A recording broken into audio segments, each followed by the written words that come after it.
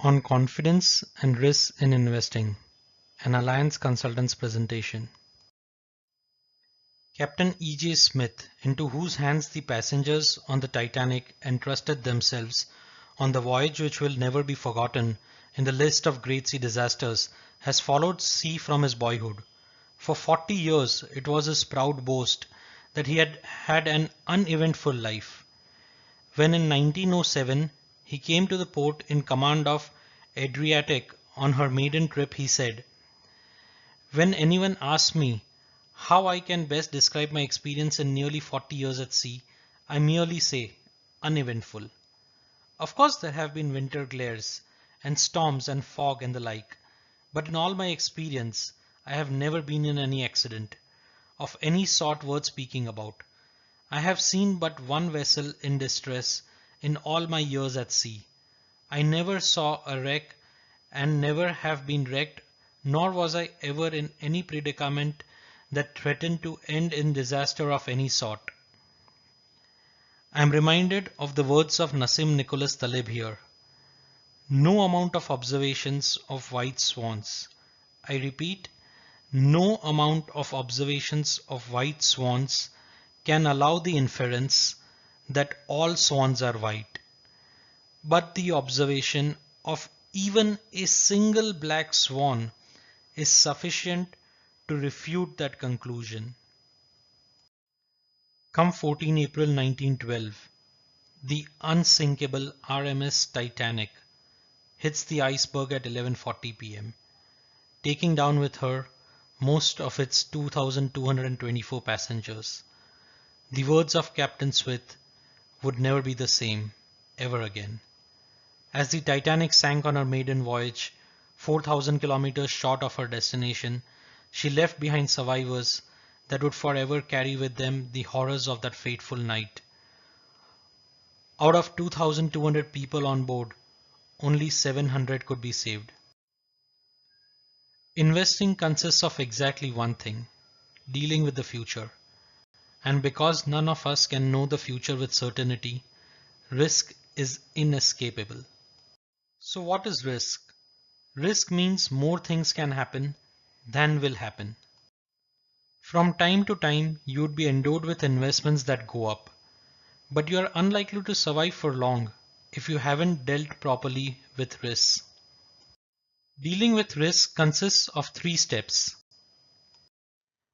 The first and foremost step is to understand the risk.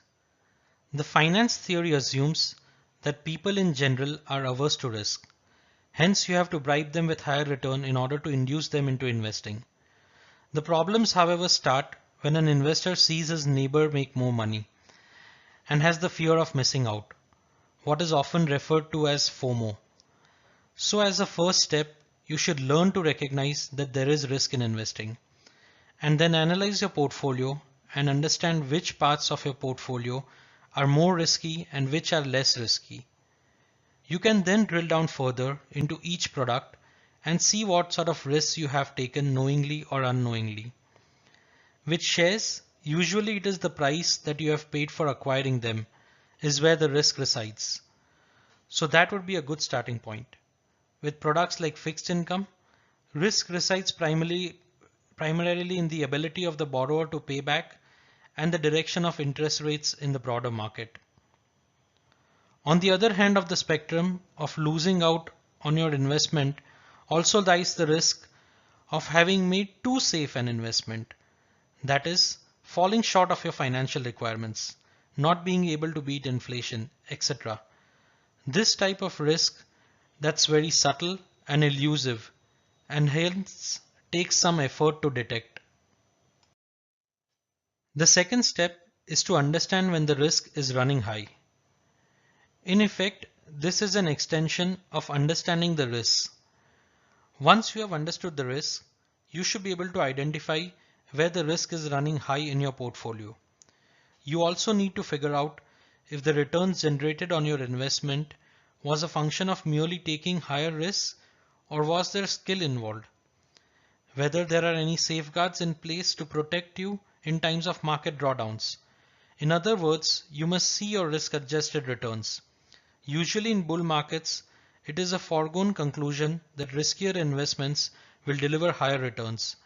But making risky investments alone cannot be counted upon to generate higher returns, as the materialization of these risks can easily wipe out your portfolio.